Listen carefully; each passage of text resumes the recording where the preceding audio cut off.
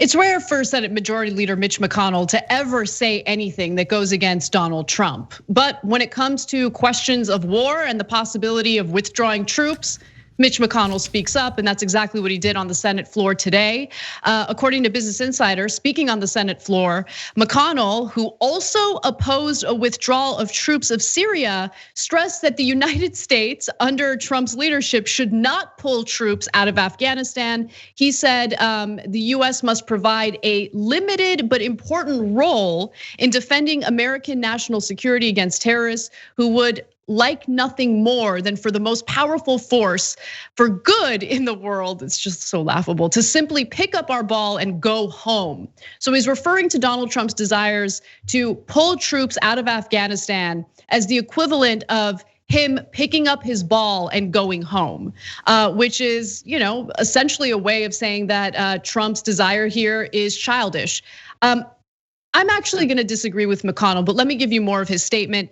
He says, quote, "A rapid withdrawal of US troops from Afghanistan now would hurt our allies and delight the people who wish us harm," McConnell said, adding that it was as humiliating as it was for the United States troops to withdraw from Saigon in the 1970s.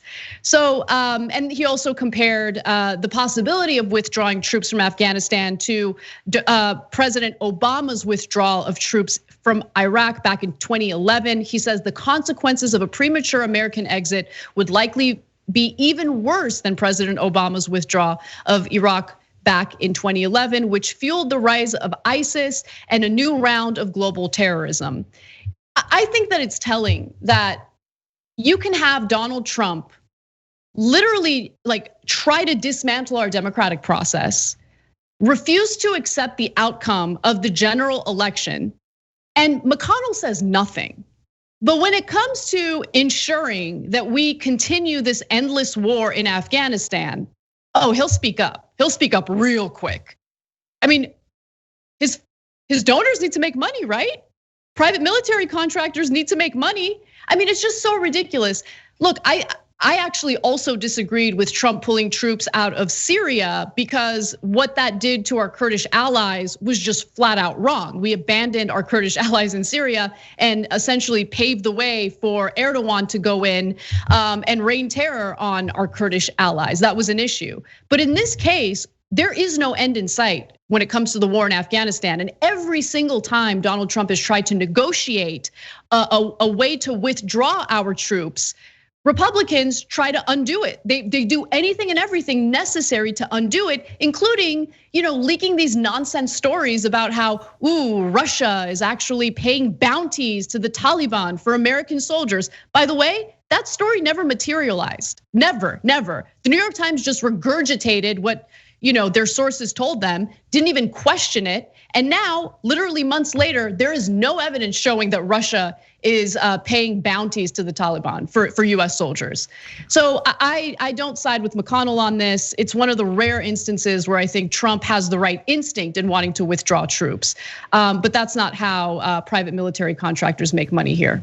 Okay, so there's several different angles to the story. It's a really interesting story. First of all, McConnell going after Trump aggressively is maybe the most important part of this story, because I think what he's doing is he's signaling to Trump, we're this close to having enough of your BS. So I'm gonna call you a child here. By the way, he added, after saying they'd simply pick up our ball and go home, they would love that, meaning the terrorists would love what Donald Trump is doing. So that's close to an open-handed slap. So McConnell's basically telling Trump, you better watch yourself. So that is a good development when it comes to the election, because they might snap and go, okay, that's it, he lost, he's gotta go, and we don't care about his crying anymore, right?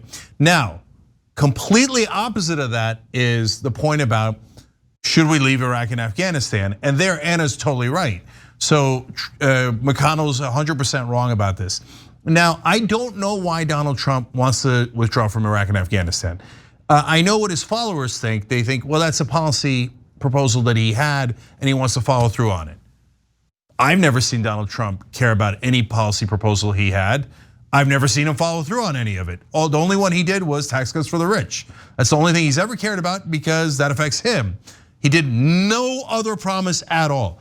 But honestly, I don't care what his reason is. Withdrawing from Iraq and Afghanistan is the correct policy. The problem with withdrawing from Syria was he did it overnight. We had to actually scramble and get our guys out of there before they got hurt. In this case, yes, we've got a couple of months. And McConnell says that's not enough time. We've been there for 18 years. We've had plenty of time. By the way, who do the American people agree with on this one? Definitely with Trump and not McConnell. And so look at us.